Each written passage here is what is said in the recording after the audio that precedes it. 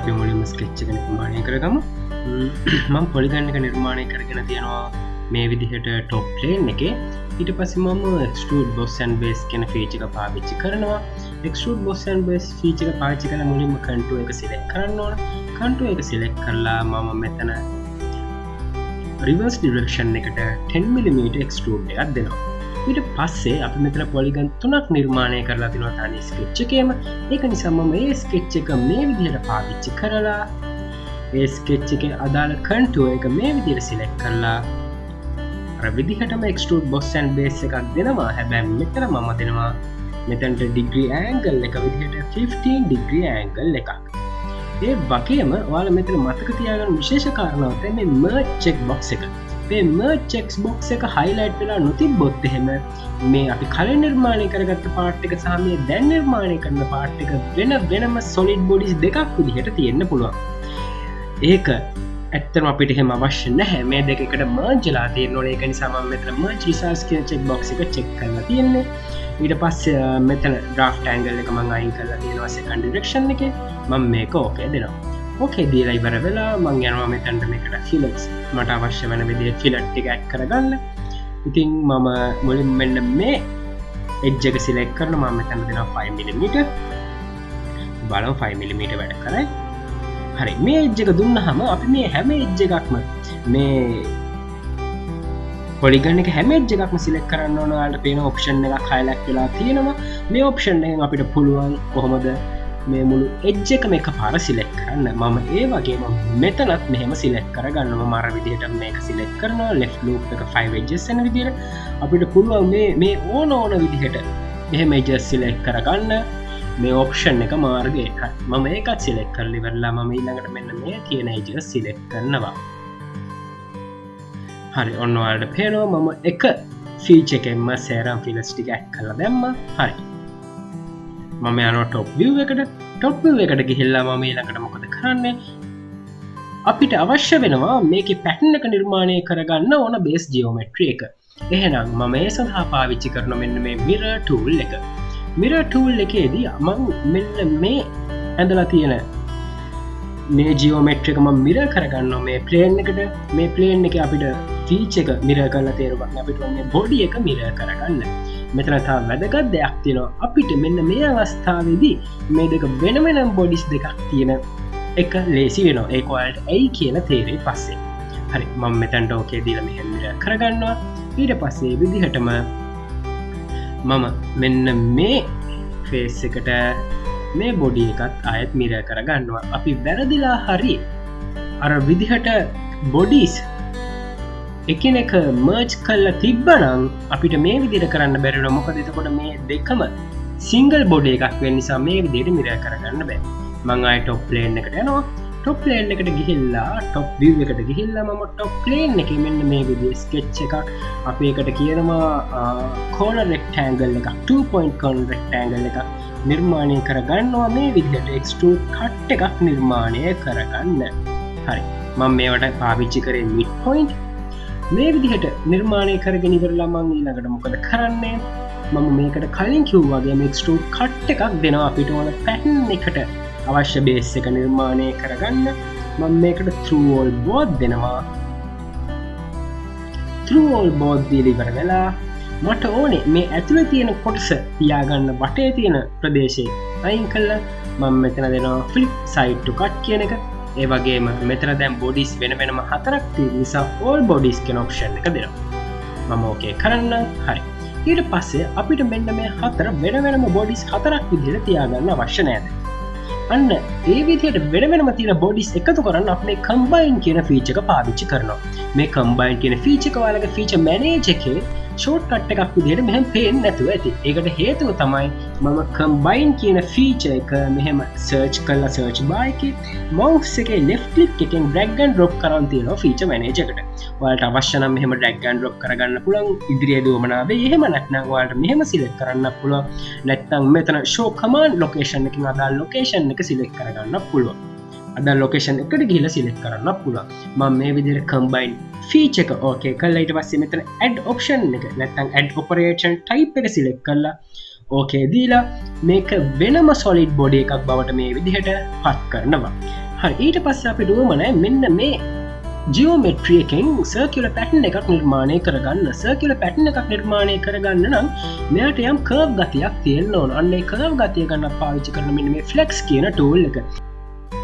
මම එහෙනම් flex tool එක මේ විදිහට සක්‍රිය කරනවා. ඔයාලට ඕන නම් කලින් විදිහටම අතන සර්ච් බාර් එකෙන් සර්ච් කරලා ගන්න පුළුවන්. ෆ්ලෙක්ස් ටූල් එක සක්‍රිය කළා මම මෙන්න මෙහෙම අදාළ බොඩි එක සිලෙක්ට් කරනවා. එහෙම සිලෙක්ට් කරලා මම මොකද කරන්නේ මේ තියෙන ට්‍රයිඇන්ගල් එකේ පොසිෂන් එක එහෙම නැත්නම් අපිට මේකෙන් පුළුවන් මෙන්න මේ කියන බෙන්ඩින් කර්ව් මෙන්න මේ විදිහට තියෙන බෙන්ඩින් ඇක්සිස් එක ඒ වගේම මේ ට්‍රිම් ප්ලේන්ස් වෙනස් කරගන්න පුළුවන් මෙන්න මෙතන ඇන්ගල් එක වෙනස් කරලා මම හිතන්නේ අපිට දැන් අවශ්‍ය විදිහට ලැබුණා හැම එකෙම 0 ඩිග්‍රීස් කරායින් පස්සේ මම හිතනවා මෙතනට සුදුසුයි කියලා අංශක 60ක් මම 60 ඩිග්‍රී සිලෙක්ට් කරලා ඕකේ දෙනවා. බලමු අපි රීබිල්ඩ් වුණායින් පස්සේ. හරි. මෙන්න තියෙනවා කිසිම ගැටලුවක් නැතුව රීබිල්ඩ් වුණා. හරි. දැන් එහෙනම් අපිට මේ විදිහට මේ පේසස් ටික තියෙනවා. එහෙනම් අපිට මොකද කරන්නේ? සර්කියුලර් පැටර්න් එකක් තමයි නිර්මාණය කරගන්න ඕනේ.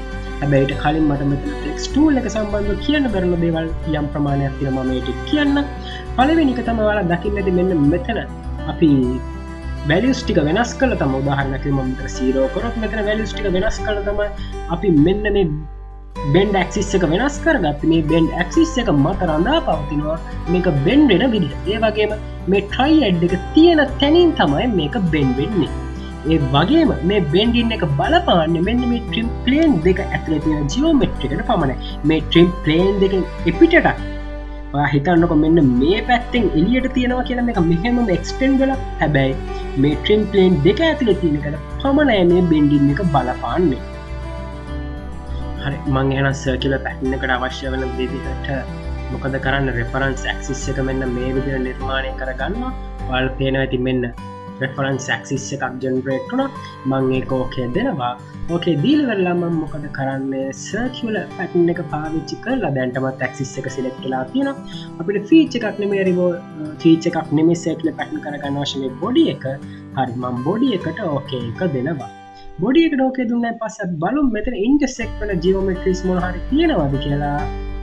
4 දුන්නාන් පස්සේ එක මදි 5 දුන්නත් ඒකත් මදි. එහෙනම් 6 තමයි මෙතනට එන value එක. මම okay දෙනවා. okay දුන්නාන් පස්සේ මෙන්න අපේ geometry එක තියෙනවා. එතකොට ඔයාලට පේනවා ඇති මෙතන වෙන වෙන bodies 6ක් තියෙනවා. එහෙනම් අපිට මොකද කරන්න තියෙන්නේ combine feature එක පාවිච්චි කරලා add operation type එකකින් මේක single body එකක් බවට පත් කරා. හරි ඔයාලට පේනවා දැන් මේක single body එකක් වෙලා තියෙනවා. ඊළඟට මොකද කරන්න තියෙන්නේ? ඊළඟට කරන්න තියෙන්නේ මේව stretch කරගන්න එක. එහෙනම් ඊළඟට මම මෙන්න මේ දෙපැත්ත දෙක හරහා මේක මොකද කරන්නේ stretch කළා මේ circle එහෙම නැත්නම් මේ circular pattern එකෙන් නිර්මාණය කරගත්ත එක අපි ඒක නිකන් oval shape එකක් බවට පත් කරගන්න. එහෙනම් මම අර විදිහටම මොකද කරන්නේ මෙතන stretching වලට යනවා. අදාළ body එක දෙනවා. body එක දුන්නාන් පස්සේ කලින් විදිහට මෙතන අපි 0 degrees කරගෙන බලමු මේක මොන විදිහටද line වෙලා තියෙන්නේ කියලා. මේ විදිහ අපිට ගැටලුවක් නැහැ. එහෙනම් මොකද කරන්නේ අපි මෙහෙමම තියලා මම මේක 120 mm වන විදිහට stretch කරගත්ත. එහෙම නැත්නම් අපි වෙනස් විදිහකට කිව්වොත් එහෙනම් මෙතන සිද්ධ වෙන්නේ සංකෝචනයක්. මේක positive value එකක් වෙනවා නම් මේක අනිවාර්යයෙන්ම ප්‍රසාරණයක් වෙනවා. හරි එහෙනම් ඔයාලට කලින් මතක ඇති අපි මුලින් circular pattern එක නිර්මාණය කරගන්න මේක stretch කරා. stretch නෙමෙයි bend කරා. එහෙනම් මේකත් ඒ විදිහටම bend කරන්න අවශ්‍යයි. මේකට circular pattern එකක් නිර්මාණය කරගන්න නම්.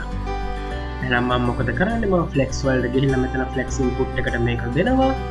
අදාළ body එක දුන්නාන් පස්සේ කලින් විදිහට මේ ඔක්කොම 0 degrees කරගෙන බලමු කොහෙන්ද rotate කරන්න සිද්ධ වෙන්නේ කියලා. මට මේක බලපුවහම තේරෙනවා අපි මෙතන y අක්ෂය හරහා 90 degrees rotate කළා. ඊළඟට මේක z axis එක through 90 degrees rotate කරා නම් හරි. මොකද මට අවශ්‍යනේ මේ bend axis එක එහෙම නැත්නම් bend axis එක මේ විදිහට සිරස්ව ගන්න. ඊට පස්සේ මම මොකද කරන්නේ මම මෙයාට දෙනවා මෙහෙම value එකක්.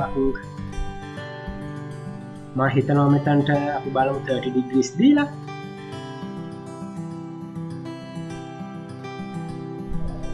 ලොකු ඉෂුව එකක් නැහැ ජියෝමෙට්‍රික. එහෙනම් මම 30 degrees දීලා අපි බලමු මේක රීබිල්ඩ් වෙන විදිහ. හරි, කිසිම ගැටලුවක් නැතුව අපිට මේක රීබිල්ඩ් වෙලා තියෙනවා. දැන් ඔයාලට තේරෙනවා ඇති ඇයි මෙහෙම අපි බෙන්ඩ් කරේ කියලා. එහෙම නැත්නම් ඔයාලට පේන මේක එක පැත්තක් ලොකු එක පැත්තක් උඩයි. අපිට මෙහෙම නැතුව මේක රිවෝල් නෙමෙයි සර්කියුලර් පැටර්න් එකක් කරගන්න බෑ. එහෙනම් අපි මොකද කරන්නේ? සර්කියුලර් පැටර්න් එකක් කරගන්න නම් අවශ්‍ය ඊළඟ දේ තමයි අපිට රෙෆරන්ස් ඇක්සිස් එකක් ඕනේ. එහෙනම් මම මේ විදිහට සිලෙක්ට් කරලා අපි බලමු අපේ ඇක්සිස් එක කොහෙද තියෙන්නේ කියලා. මම ඕකේ දෙන්න. මෙන්න ඇවිල්ලා තියෙනවා අපේ රෙෆරන්ස් ඇක්සිස් එක. එහෙනම් අපිට තියෙන ඊළඟට කැමතිම දේ කරන්නේ තමයි සර්කියුලර් පැටර්න් එක ඔටෝමැටිකලි ඇක්සිස් එක සිලෙක්ට් වෙනවා. අපිට ෆීචර් එකක් නෙමෙයි අවශ්‍ය මේ විදිහේ බොඩි එකක්.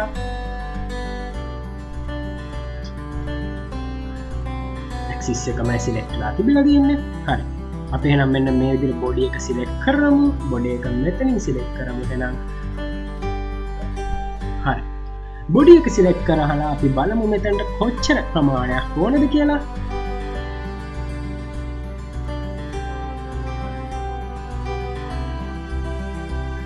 මම හිතනවා 12 ප්‍රමාණවත් වේවි කියලා. ඕකේ කරා රීබිල්ඩ් දුන්නා. මෙන්න අපිට ඕන නිර්මාණය කරගෙන ඉවරයි. හැබැයි තාම ඉවර නැහැ. මොකද මේක වෙනම බොඩිස් විදියට තමයි තියෙන්නේ. එහෙනම් මම මොකද කරන්නේ? කම්බයින් ටූල් එක කලින් විදියටම පාවිච්චි කරා. මේ විදියට ඔක්කොම බොඩිස් ටික එකපාර සිලෙක්ට් කරා. එක් කරා.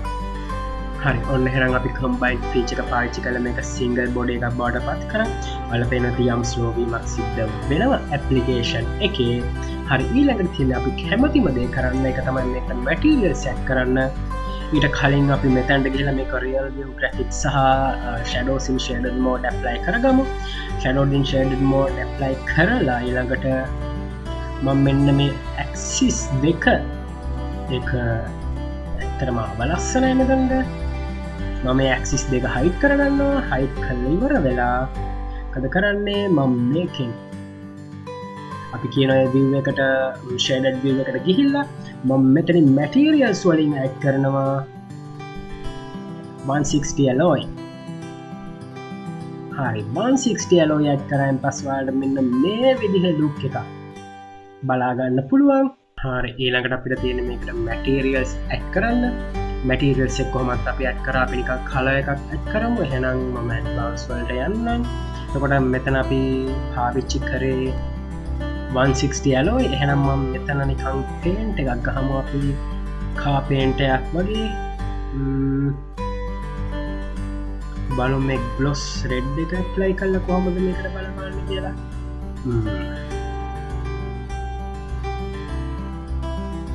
ඇත්තට මේක නියමයි. එහෙම නැත්නම් අපි බලමු gold color එකත් ප්‍රශ්නයක් නැහැ. හරි, මම හිතනවා ඔයාලට මේක හොඳින් අවබෝධ වෙන්න ඇති කියලා. මේ වගේම නිර්මාණය කළා ඔයාලත් බලන්න. මේ විදිහට ඔයාලා නිර්මාණය කරගන්න බැරි යම් ගැටලුවක් නම් අපිත් එක්ක SolidWorks beginner tutorial set එකත් එක්ක රැඳී සිටින්න. එහෙනම් ස්තුතියි.